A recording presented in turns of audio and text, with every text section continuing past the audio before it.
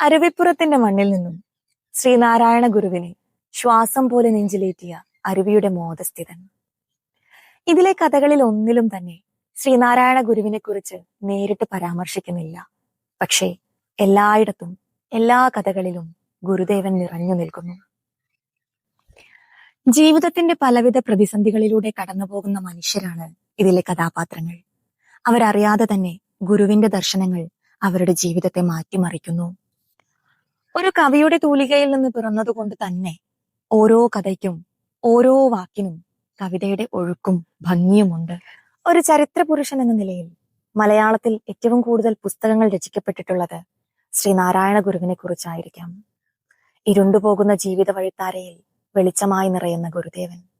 പക്ഷേ ഇത്തരത്തിൽ അദൃശ്യ സാന്നിധ്യമായി ഗുരുദേവൻ നിറഞ്ഞു നിൽക്കുന്ന കഥകൾ ഇതാദ്യമായാണ്. അതാണ് അരുവിയുടെ മോദസ്ഥിതൻ. നെയ്യാറിലെ ഓളക്കുത്തുകൾക്കിടയിൽ ഒളിച്ചുകിടന്ന ഒരു കല്ലുകൊണ്ട് കാലത്തിന്റെ തലവര മാറ്റി വരച്ച കർമ്മയോഗിയുടെ കാലടികൾ പതിഞ്ഞ അരുവിപ്പുറത്ത് പിറന്നൊരാൾക്ക് അരുവി എന്ന പേരിന്റെ ഉടമയ്ക്ക് മാത്രം എഴുതാൻ കഴിയുന്ന കഥകളാണിത്.